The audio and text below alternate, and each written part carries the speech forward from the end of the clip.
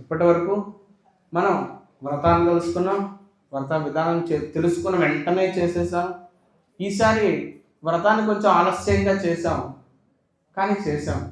కానీ ఇప్పుడు అన్నిటికంటే భయంకరమైనటువంటిది, మనలో ఉండకూడనిది, మనం దేవుడి దగ్గర చూపించకూడనిది ఏమిటి?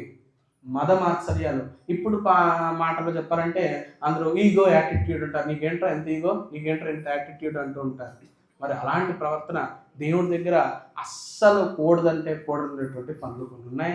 అలాగే ఏమిటి, ప్రసాదం స్వీకరించకపోతేనే ఇంతటి కష్టాలు కలుగుతాయా? మరి ఏమిటి ఆ ప్రసాదం యొక్క శక్తి అని చెప్పి చెప్తున్నారు. మనకి లోకంలో ఒక ఉదాహరణ ఉంటుంది. ఏంటంటే బ్రహ్మ ఒక శక్తికి ఒక వరాన్ని ఒక శాపాన్ని ఇస్తాడు. ఏంటి అంటే నిద్రకి బ్రహ్మ ఒక వరాన్ని ఒక శాపాన్ని ఇస్తాడు నిద్రకి. ఏంటి అంటే నీవు కొంతమంది దగ్గరికి వెళ్ళకు, కొంతమంది దగ్గరికి కావాలనే వెళ్ళు అని చెప్పి ఒకటి ఇస్తాడు శాపం. కొంతమందికి నిద్ర రాదు. ఎవరికి అంటే ఒక దొంగకి నిద్ర రాదు. ఈరోజు నేను ఈ ఇంట్లో దొంగతనం చేయాలి, నేను ఎవరింట్లో దొంగతనం చేయాలని చెప్పి వాడు స్కెచ్ చేసుకుంటూ ఉంటాడు. ఇంకొకరికి నిద్ర రాదు. బాగా ధనం సంపాదించిన వాడికి, అన్యాయంగా సంపాదించిన వాడికి నిద్ర రాదు. అయ్యో ఈరోజు నా ఇంట్లో ఏ దొంగ వస్తాడు, నా ఇంట్లో ఏ దొంగ వస్తాడు అని వాడు నిద్రపోడు. నిద్ర పోకపోవడం శాపం.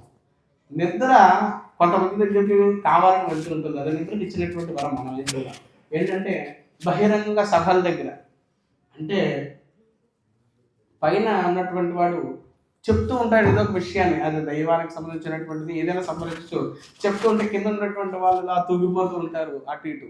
ఇంకొకరి దగ్గర తపస్సు చేసుకునేటువంటి వాళ్ళు తపస్సు చేసుకుందామని కూర్చుంటే అలా తపస్సులు అలా నిద్రపోతుంటారు. ఇంకొకరు పూజ చేసుకునేటువంటి పూజ మొదలు పెట్టడంతోనే మనం వెంటనే ఆహ్వానించి వచ్చేస్తుంది అనమాట. అందుకే ఎప్పుడైతే ఒక క్రతువుకి మంచి విషయానికి మనం కూర్చుంటూ ఉంటాం, ఇది కూడా ఒక రకంగా బహిరంగ సభలాగే ఉంది. మనం ఎప్పుడైతే ఒకసారి కూర్చుంటాం పూజకి అప్పుడే నిద్ర వస్తుంది, మనం కూలిపోతూ ఉంటాం కదా. అరే ఎన్నిసార్లు వింటాం ఈ కదా, ఎన్నిసార్లు చూస్తాం ఈ వ్రతం అని చెప్పి ఒక రకమైనటువంటి ఒక బుద్ధి మనల్ని నిద్రలోకి తరిమేస్తూ ఉంటుంది. మరి నిద్ర తన కర్తవ్యాన్ని తను ఖచ్చితంగా పాటిస్తూ ఉంటుంది. బ్రహ్మ నాకు ఒక అప్పగించారు, నేను వెళ్ళి ఆ పని చెయ్యాలని చెప్పి అది చేస్తుంది. అలాగే మనం కూడా మన కర్తవ్యాన్ని పాటించాలి. ఏంటి, నేను ఈరోజు ఈ పూట ఇక్కడ వ్రతాన్ని కోసమే కూర్చున్నాను, నేను ఈ వ్రతం అయ్యేంత వరకు కూడా త్రికరణ శుద్ధిగా ఈ వ్రతాన్ని ఆచరిస్తాను, పూర్తిగా వ్రత కథలను వింటానని చెప్పి మనల్ని మనమే ఈ యొక్క వ్రతం వైపు దేవుడి వైపు నడిపించాలి. అందుకే మనకి ఎంత నిద్ర వస్తున్నా సరే లేచి కూర్చొని మళ్ళా ఈ యొక్క వ్రతం వైపు శ్రద్ధగా ఉండాలి. ఎందుకంటే ఇందాక చూసినా అందరూ ఇలా కూడుతున్నారు, ఇలా కూర్చుంటున్నారు, తిరుగుతున్నారు, లేస్తున్నారు, వస్తున్నారు. ఇదంతా కూడా స్వామివారి యొక్క, అది కూడా స్వామివారి యొక్క లేదే. కానీ మనం ఆయన్ని సవాల్ చేయాలి. నువ్వు నాకు నిద్ర పంపిస్తే నేను ఇంకా నీకు భక్తితో పూజ చేస్తానని చెప్పి మనం స్వామివారికి చెప్పాలి. అది మనం చేసేటువంటి మన పూజలు ఉండేటువంటి ఇదనమాట. మరి ఇప్పుడు మరమాత్సర్యాల దగ్గర ఏంటి, పూర్వం తుంగధ్వజుడు అనేటువంటి ఒక రాజు ఉన్నాడు.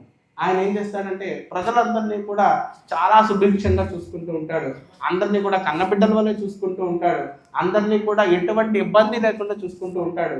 అయితే ఆ మహారాజు యొక్క రాజ్యంలో కొంతమంది అడవి ప్రాంతం నుంచి వచ్చినటువంటి కొంతమంది ఆటవికులు ఆయన దగ్గరికి వచ్చి, మహారాజా మా ప్రాంతంలో క్రూర మృగాల సంచారం చాలా ఎక్కువైంది, మరి మీరు వచ్చి ఆ క్రూర మృగాలన్నింటినీ కూడా వేటాడి మమ్మల్ని అందరినీ కూడా రక్షించాలని చెప్పి రాజుగారి దగ్గరికి వచ్చి ప్రాధాయపడుతూ ఉంటారు. మరి ఆ మహారాజు వారి యొక్క రాజ్యంలో ఉన్నటువంటి ప్రజలు అక్కడ కష్టంలో ఉన్నారని తెలిసి వెంటనే తన సైన్యంతో కూడి ఆ యొక్క ప్రాంతానికి వెళ్ళి అనేకమైనటువంటి క్రూర మృగాలన్నింటినీ కూడా నాశనం చేస్తూ సంహరిస్తూ ఆ యొక్క తిరిగి మళ్ళా తన రాజ్యానికి వస్తూ ఉండగా ఒక అడవి, ఒక రావి చెట్టు కింద కొంతమంది గొల్లవాళ్ళు కూర్చొని ఈ యొక్క వ్రతాన్ని ఆచరిస్తూ ఉన్నారనమాట. ఈ వ్రతాన్ని ఆచరిస్తుండగా ఆహా, మన ప్రాంతాన్ని పరిపాలించేటువంటి మహారాజు మనల్ని కాపాడడానికి వచ్చాడు, మనల్ని కన్న బిడ్డల వల్ల చూసుకుంటున్నాడు అని చెప్పి ఆయన దగ్గరికి వెళ్ళి ఆ స్వామివారికి అనుగ్రహం ఆయనకు కూడా ఉండాలి అని చెప్పి ఆయన ఏం చేస్తారంటే వాళ్ళందరూ కూడా ఆ యొక్క ప్రసాదాన్ని తీసుకెళ్ళి మహారాజు గారి దగ్గరికి ఇస్తారనమాట. అయితే మహారాజు, నేను మహారాజుని, నేను అందరినీ మిమ్మల్ని ఆయనలోకి ఒక అహంకారం దొరుకుతుంది, అంతవరకు కూడా సక్రమంగానే ఉంటారు, సమయం వచ్చినప్పుడే మనలో ఉండేటువంటి ఒక రాక్షసుడు బయటకు వస్తాడు. ఇందాక చెప్పుకున్నాం, నేను రాజుని అనేటువంటి అహంకారం ఆయనకు వెంటనే వచ్చేస్తుంది అనమాట. వచ్చి నేను రాజుని, మిమ్మల్ని అందరినీ కూడా రక్షించడానికి వస్తాను, మీరు ఇస్తే నేను తీసుకోవడం ఏమిటి, మీరందరూ కూడా అల్పులు అని చెప్పి మీరంతా అడవిలో జీవించేవాళ్ళు, నేను అక్కడ పంచపక్ష పరిమాణాలు తింటాను, మీరా నాకు ఇచ్చేది అని చెప్పి ఆ ప్రసాదాన్ని తిరస్కరించి వచ్చేస్తుంటాడు. అయితే ఒక్కసారిగా ఆ యొక్క అడవిలో ఒకసారిగా ఒక గాలి తుఫాన్ ఏర్పడి ఆ సైన్యం అంతా కూడా చెల్లాచెదరైపోతుంది. చెల్లాచెదరైపోయి తను రాజు ఒక్కడే ఏకాకిగా గుర్రం మీద తిరుగుతూ ఉంటాడు అనమాట, ఒంటరిగా ఇటో దారి తప్పిపోయి. అయితే ఒక దూత వస్తాడు. దూత వచ్చి, మహారాజా మీరు రాజ్యంలో లేని సమయం చూసి శత్రురాజులు మన మీదకి వచ్చి మన యొక్క రాజ్యంలో ఉన్న సంపదలందరినీ కూడా దొంగలించుకొని వెళ్ళిపోయారు, మన మహారాణిని చంపేశారు, మీ యొక్క నూరుగురు కుమారులందరినీ కూడా చంపేసి మన యొక్క సంపద అంతా దోచుకొని వెళ్ళిపోయారు మహారాజా అని చెప్పగానే ఆ రాజు ఒకసారిగా మూర్ఛలు కింద పడిపోతాడు. అరే నాకు ఇలాంటి కష్టం ఒక రోజులో ఎలా వచ్చింది అని చెప్పి ఆలోచిస్తే, ఓహోహో నేను ఒక మహత్తరమైనటువంటి పొరపాటు చేశాను. ఏంటి, ఈ యొక్క సత్యనారాయణ స్వామి వారి ప్రసాదం కొంతమంది గొల్లవాళ్ళు ఇచ్చారనేటువంటి దురాలోచన చేత ఆ ప్రసాదాన్ని తిరస్కరించి నేను ఇక్కడికి వచ్చేసాను. మరి ఇదంతా కూడా స్వామివారికి ఆగ్రహం వల్లే జరిగిందని చెప్పి వెంటనే తెలుసుకొని, వెంటనే ఆయనలో ఉండేటువంటి, ఆయన ధర్మాత్ముడే కానీ ఆయనలో ఉండేటువంటి అహంకారం బయటకు రావడం వల్ల ఆయనకు అంతటి కష్టం కలిగింది. మళ్ళా ఆయనలోంచే ఒక ధర్మం బయటకు వచ్చింది. నేను ఈ తప్పు చేయడం వల్ల మనకు తెలియాలి, మనం చేసినటువంటి తప్పు మనం ఏం చేసాము, ఆ తప్పు వల్లే మనకి ఇలాంటి కష్టం కలిగిందని మనకు తెలియడం అది ధర్మం. మరి ఆయనకు వెంటనే అర్థమైంది, నేను అంతటి పొరపాటు చేశాను, అంతటి పాపం చేశాను కాబట్టి నాకు ఇలాంటి కష్టం కలిగిందని వెంటనే తెలుసుకొని ఎక్కడైతే యొక్క గొల్లవారు ఉన్నారో అక్కడికి వెతుక్కుంటూ వెళ్ళి వాళ్ళతో పాటు కూర్చొని ఆ వ్రతాన్ని ఆచరించి ప్రసాదాన్ని స్వీకరిస్తాడు అనమాట. స్వీకరించగానే వెంటనే ఇంకొక రోజు వస్తాడు, మహారాజా శత్రురాజులు వచ్చినటువంటి మాట నిజమే కానీ వారందరూ కూడా మన సంధి కోసం వచ్చారు. ఇది ఇంతకుముందు మీకు చెప్పినటువంటి మాట ఇంకొక శత్రురాజులు మీ ఇద్దరు కలవకూడదని చెప్పినటువంటి మాట, అందులో ఎటువంటి వాస్తవం లేదు. వారు మన సంధి కోసం వచ్చారు, మనతో యుద్ధం వీడి మన మిత్రత్వం కోసం వచ్చారని చెప్పి మహారాజుకు వార్త చెప్తామన్నమాట. ఓహో, ఒక్క రోజులో ఇంతటి మార్పు, ఇదంతా కూడా స్వామివారి యొక్క మహిమ వల్లే జరిగింది అని ఆయన తెలుసుకొని స్వామివారికి సాష్టాంగ నమస్కారం చేసి తన రాజ్యానికి వెళ్ళి ప్రతి ఒక్క రాజ్యం అందరి చేత ప్రతి రవి సంక్రమణ నాడు, విష్ణు పంచమి దినాల నాడు ఆ యొక్క వ్రతాన్ని ఆచరించి ఆ యొక్క రాజ్య ప్రజల చేత కూడా మోక్షాన్ని పొందిస్తాడు అనమాట. ఈ రకంగా కలియుగంలో గొప్ప గొప్ప యజ్ఞాలకి ఏదైతే సమానమైనటువంటి సరిసమానమైనటువంటి పూజ ఉందో అది సాక్షాత్తుగా ఆ యొక్క వైకుంఠ నారాయణ ద్వారా నారదుడు, సౌనకాల ద్వారా సూతి మహాముని ఈ యొక్క వ్రతాన్ని మన యొక్క లోకానికి అందించారు. మరి ఆ వ్రతాన్ని చేసినటువంటి సత్యనారాయణ స్వామి కొంతమంది సత్యదేవుడని, కొంతమంది సత్యేశ్వరుడని, కొంతమంది సత్యనారాయణుడని ఆ యొక్క స్వామిని కొనియాడుతూ స్వామివారు ఏ రూపంలో పిలిచినా, ఏ నామంతో పిలిచినా ఆ స్వామివారి యొక్క వ్రతాన్ని ఈ రకంగా మనం చెప్తున్న ఇందాక నుంచి రవి సంక్రమణ దినాలు అంటే మనం చూస్తుంటాం, కర్కాటక సంక్రమణం అంటుంటారు. అంటే అప్పటి నుంచి ఉత్తరాయణంపై దక్షిణాయనం ప్రారంభం అవుతుంటుంది. మకర సంక్రమణం, మన సంక్రాంతి వస్తుంది, మకర సంక్రాంతి అంటూ ఉంటాం. మకర రాశి, సూర్యుడు ఎప్పుడైతే మకర రాశిలోకి వస్తాడో అప్పటి నుంచి అది మకర సంక్రమణం అవుతుంది. అలాంటి రవి సంక్రమణ దినాల నాడు, విష్ణు పంచక దినాల నాడు, విష్ణు పంచక దినాలు అనేటువంటివి కొన్ని ఉంటాయి. ఏంటి అంటే ఏకాదశి, పౌర్ణమి, శ్రవణ నక్షత్రం కలిగినటువంటి రోజు, అలాగే మనం అమావాస్యను చాలా ఇబ్బందిగా చూస్తూ ఉంటాం. అరే అమావాస్య అయితే మనం ఈరోజు ఏం చేయకూడదు, అమావాస్య అయ్యి బాబాయ్ అంటుంటాం. కానీ మనకి దక్షిణాదిలో వెళ్తూ ఉంటే వారందరూ కూడా సౌరమానాన్ని ఆచరిస్తూ ఉంటారు. అమావాస్యని వారు ఒక గొప్ప పండగలా చూస్తూ ఉంటారు. అమావాస్య రోజే వాళ్ళు గుళ్ళకి వెళ్తూ ఉంటారు. అలాగా అమావాస్య కూడా స్వామివారి యొక్క విష్ణు పంచక దినాల నాడు ఒకటి అనమాట. స్వయంగా ఆ రోజు శ్రీ మహావిష్ణువే అనమాట. అలాగే ద్వాదశి, ఏకాదశి, ద్వాదశి, శ్రవణ నక్షత్రం కలిగినటువంటి రోజు, పౌర్ణమి, అమావాస్య, ఈ 5 రోజులు విష్ణుమూర్తి యొక్క రూపాలు అనమాట. మరి అలాంటి ద్వాదశి రోజు ముఖ్యంగా మన ఏ వ్రతం అయితే కార్తీక మాసం నందు కానీ చేయమని చెప్పారో అలాంటి కార్తీక మాసం నందు ఈ రోజు ద్వాదశి రోజు, పైగా ఆదివారం, మనం అందరం కూడా సూర్యనారాయణ రోజు ఇలా మనం చేసుకున్నామంటే, ఆ సంకల్పం జరిగిందంటే అదంతా కూడా స్వామివారి యొక్క అనుగ్రహం చేతే మన యజమానులకు కలిగింది, మన గుడి కర్తలకు కలిగింది. వారి ద్వారానే మనకంతా కూడా జరిగింది. మరి అలాంటి స్వామివారి అనుగ్రహం చేత మనకందరికీ కూడా మన గుడికి, మన గ్రామానికి, మనకి లోకం మీద సమృద్ధిగా ఉందని చెప్పడానికి ఇంతకనేటువంటి ముఖ్య ఉదాహరణ ఇంకొకటి లేదు. మరి అలాంటి ఈరోజు స్వామివారి అనుగ్రహం చేత మనంతా కూడా వ్రతాన్ని పూర్తి చేసుకున్నాం. ఆ అక్షతలన్నీ కూడా స్వామివారికి సమర్పించండి. స్కాంద పురాణే రేవాకాండే పంచమోధ్యాయ సమాప్తః.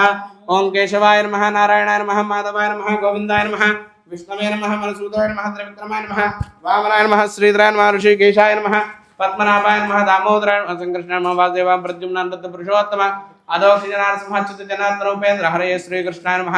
శ్రీ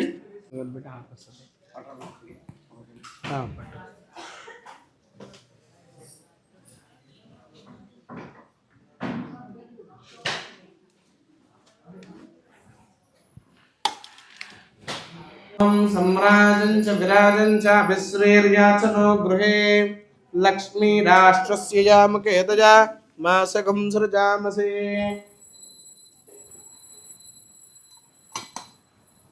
विराजञ्च अभिश्रेर्याचनो गृहे लक्ष्मी राष्ट्रस्य यामकेतजा मासकं सृजामसे. नित्यश्रीरस्तु नित्यमङ्गलानि भवन्तु, समस्तश्रीरस्तु समस्तसन्मङ्गलानि भवतु. श्रीरमासहिता सत्यनारायण स्वामिने नमः. मंगल नीराजनं दर्शयामि, नमस्करोमि. गोविंदा लक्ष्मी रमण गोविंदा, धात्री रमण गोविंदा. रमाचर सत्यनारायण स्वामिने नमः. मंगल नीराजनं दर्शयामि, नमस्करोमि. स्वामिने नमः. नीराजनं दर्शयामि, नीराजनानन्तरं आचमनीयं समर्पयामि. పాపాన్ని జన్మ అంతరకర్తాని చ మూడు సార్లు మీ చుట్టూ మీరు తిరగండి. యాన కాని చ పాపాన్ని జన్మ అంతరకర్తాని చ తాని తాని ప్రణశ్యంతే ప్రదక్షిణపదే పదే. పాపోహం పాప కర్మాహం పాపాత్మా పాపసంభవ. త్రాహి మాం కృపయా దేవా శరణాగత వత్సల. అన్యథా శరణం నాస్తి త్వమేవ శరణం మమ. తస్మాత్ కారుణ్య భావేన రక్ష రక్ష జనార్దన. సరసా దృష్ట్యా మనసా వచసా తదా పద్భ్యాం కర్ణాభ్యాం ప్రణామోష్టాంగముచ్యతే. స్వస్తి ప్రజాభ్య పరిపాలయంతాం న్యాయేన మార్గేణ మహీం మహిషాః. అక్షతలు తీసుకుంటాము, మీ వారికి ఇవ్వండి. ఇందాక ఇచ్చినట్టే మళ్ళీ ఆ చేతిలో 3 సార్లు నీళ్లు వేసి అందరూ కూడా ఈసారి ఏం చేస్తారంటే నీళ్లు కింద విడిచిపెట్టేసేయండి, అక్షతలు దేవుడి దగ్గర వేయండి. నీళ్లు మీ యొక్క ఆడవారందరూ కూడా మగవారి చేతిలో అక్షతలు వేయండి, ఆ చేతిలో నీళ్లు వేయండి. నీళ్లు విడిచిపెట్టేసేయండి కింద, అక్షతలు దేవుడి దగ్గర వేయండి. మంత్రహీనం క్రియాహీనం భక్తిహీనం జనార్దన యత్పూజితం మయా దేవ పరిపూర్ణం తరస్తుతే. అనయాధ్యాన ఆవాహనాది యథాశక్త్యోపచార పూజయా చ భగవాన్ సర్వాత్మకః శ్రీ రమా సహిత సత్యనారాయణ స్వామినః సుప్రీతః సుప్రసన్నో వరదో భవతు. తరే శుభకర్మణ్య విఘ్నమస్తు. అక్కడటువంటి అక్షతలు హినాకం మహిమాన సృజంతే యత్ర పూర్వే సాధ్యా సంతి దేవాః శోభనార్థం క్షేమాయ పునరాగమనాయ చ. ఆ మండపాన్ని కొంచెం ఆ మండపం మీద చేసి దాన్ని కొద్దిగా కొంచెం వెనక్కి లాగండి, కొంచెం జరపండి. యజ్ఞానికమైన దేవాస్థాన ధర్మాన్ని ప్రథమాన్య సన్న తేహనాకం మహిమాన సృజంతే యత్ర పూర్వే సాధ్యా సంతి దేవాః శోభనార్థం క్షేమాయ పునరాగమనాయ చ. అంతఃశరతభూతేషు గుహాయాం విశ్వమూర్తిషు తంజజ్ఞస్త్వం షట్కారస్య బిందస్తకం రుద్రస్త్వం విష్ణుస్త్వం బ్రహ్మత్వం ప్రజాపతిః తంతదాప ఆపో జ్యోతిరసమృతం బ్రహ్మభూర్భవస్వరాం ఆరేదం విష్ణువే చరణ్యర్వపదే. యజ్ఞో వై విష్ణుః యజ్ఞ ఏవాంతః ప్రతిష్ఠతే. శ్రోత్రజుహోతే విష్ణవే స్వాహ యజ్ఞాయ స్వాహ ప్రతిష్ఠాయై స్వాహేతి. ఓం నారాయణాయ విద్మహే వాసుదేవాయ ధీమహి తన్నో విష్ణు ప్రచోదయాత్. महादेव्यै च विद्महे विष्णुपत्न्यै च धीमहि तन्नो लक्ष्मी प्रचोदयात्. श्रीरमा सीता सत्यनारायण स्वामिने नमः. वेदोक्त दिव्य सुवर्ण मंत्र पुष्पांजलिं समर्पयामि. नमस्कारान् समर्पयामि, उपचारान् समर्पयामि. అలా ఎవరు ఇబ్బంది పడకుండా మీ చుట్టాన్ని జన్మ అంతరకర్తాని చ 3 సార్లు మీ చుట్టూ మీరు తిరగండి. యాన కాని చ పాపాని జన్మ అంతరకృతాని చ తాని తాని ప్రణశ్యంతే ప్రదక్షిణపదే పదే. పాపోహం పాప కర్మాహం పాపాత్మా పాపసంభవ. త్రాహి మాం కృపయా దేవా శరణాగత వత్సల. అన్యథా శరణం నాస్తి త్వమేవ శరణం మమ తస్మాత్ కారుణ్య భావేన రక్ష రక్ష జనార్దన. సరసా దృష్ట్యా మనసా వచసా తదా పద్భ్యాం కరాభ్యాం కర్ణాభ్యాం ప్రణామోష్టాంగముచ్యతే. స్వస్తి ప్రజాభ్య పరిపాలయంతాం న్యాయేన మార్గేణ మహీం మహిషాః. అక్షతలు తీసుకుంటాము, మీ వారికి ఇవ్వండి. ఇందాక ఇచ్చినట్టే మళ్ళీ ఆ చేతిలో 3 సార్లు నీళ్లు వేసి అందరూ కూడా ఈసారి ఏం చేస్తారంటే నీళ్లు కింద విడిచిపెట్టేసేయండి, అక్షతలు దేవుడి దగ్గర వేయండి. నీళ్లు మీ యొక్క ఆడవారందరూ కూడా మగవారి చేతిలో అక్షతలు వేయండి, ఆ చేతిలో నీళ్లు వేయండి, నీళ్లు విడిచిపెట్టేసేయండి కింద, అక్షతలు దేవుడి దగ్గర వేయండి. మంత్రహీనం క్రియాహీనం భక్తిహీనం జనార్దన యత్పూజితం మయా దేవ పరిపూర్ణం తరస్తుతే. అనయా ధ్యాన ఆవాహనాది యథాశక్త్యోపచార పూజయా చ భగవాన్ సర్వాత్మకః శ్రీ రమా సహిత సత్యనారాయణ స్వామినః సుప్రీతః సుప్రసన్నో వరదో భవతు. తరే శుభకర్మణ్య విఘ్నమస్తు. అక్కడటువంటి అక్షతలు హిమాన్యాసన్నకం మహిమాన సృజంతే యత్ర పూర్వే సాధ్యా సంతి దేవాః శోభనార్థం క్షేమాయ పునరాగమనాయ చ. ఆ మండపాన్ని కొంచెం ఆ మండపం మీద చేసి దాన్ని కొద్దిగా కొంచెం వెనక్కి లాగండి, కొంచెం జరపండి. యజ్ఞానైక్యమైన దేవాస్థాన ధర్మాన్ని ప్రథమాన్యాసన్న దేహనాకం మహిమానస్యంతే యత్ర పూర్వే సాధ్యా సంతి దేవాః శోభనార్థం క్షేమాయ పునరాగమనాయ చ. అమృతేన వ్రతాం పురీం తస్మై బ్రహ్మ చ బ్రహ్మా చ యః కీర్తిం వ్రజాన్ దదుః భాగతే జైనైవైనం ప్రణజతే బ్రాహ్మణ ఆర్షే జముద్దరేత్ బ్రాహ్మణో వై సర్వా దేవతాః సర్వాభిరేవైనం దేవతాభిరుద్ధరతే యావతేర్వై దేవతాస్తాః సర్వా వేదవిధి బ్రాహ్మణే వసంతే. తస్మాత్ బ్రాహ్మణేభ్యో వేదవిద్భ్యో దివే దివే నమస్కుర్యా నాశ్లీలంకేర్తయే దేతా ఏవ దేవతా ప్రీణాతే. ఓం సంజ్ఞానం ప్రజ్ఞానం విజ్ఞానం జానదపి జానతే సంకల్పమానం ప్రకల్పమానముపకల్పమానముపక్లుప్తం క్లుప్తం శ్రేయోపసేయ ఆయత్ సంభూతం భూతం చిత్తః కేతు ప్రభానాభాన్ సంభాన్ జ్యోతిష్మాగుస్తేజస్వానాతపగ్గుస్తపన్నభితపన్నే రోచనో రోచమాన శోభన శోభమాన కళ్యాణ దర్శ దృష్ట్వా దర్శత విశ్వరూపా సుదర్శన ఆప్యాయమానాప్యాయ సూనృతేరా ఆపూర్యమానా పూర్యమాణా పూరయంతే పూర్ణ పౌర్ణమాసే. వృషశైలాధిపయేవ దైవతన్నః వృషభాద్రీశ్వరయేవ దైవతన్నః హణిశైలాధిపయేవ దైవతన్నః భగవాన్ వెంకటయేవ దైవతన్నః శ్రీ శ్రీనివాసః పరదైవతన్నః శ్రీ శ్రీనివాసః పరమం ధనన్నః శ్రీ శ్రీనివాసః కులదైవతన్నః శ్రీ శ్రీనివాసః పరమాగతన్నః వక్త్రాబ్జే భాగ్యలక్ష్మీః करदलकमले सर्वदा दानलक्ष्मीः दोर्दण्डे वीरलक्ष्मीः हृदयसरसजे भूतकारुण्यलक्ष्मीः खड्गाग्रे शौर्यलक्ष्मीः निखिलगुणगणाडम्बरे कीर्तिलक्ष्मीः सर्वाङ्गे सौम्यलक्ष्मीः त्वयतु विजयतां सर्वसाम्राज्यलक्ष्मीः श्रेयर्वर्चस्वमायुष्यमारोग्यमावीदात् शोभामानं महीयते धान्यं धनं वसं बहुपुत्रलाभं शतसंवत्सरं दीर्घमायुः। सत्यनारायण स्वामिने नमः। अनुग्रह प्रसाद फलसिद्धिरस्तु। शतमानं भवतु सदायुः पुरुषश्रुतेन्द्रिय आयुष्येवेन्द्रिये प्रतिष्ठति। रोचनो रोचमानशोभनशोभमानः कल्याणः रथ्यास्महव्ये नवसोपसद्या मित्रं देवं मित्रदेयन्नो अस्तु। अनुराधान् हविषा वर्धयन्तः शतञ्जीवें सर्वस्य वीराः। त्रीणि त्रीणि वै देवानां वृद्धानि त्रीणि छन्दागुंसि त्रीणि सवनानि త్రయీ మే లోకేషు ప్రతిష్టతి.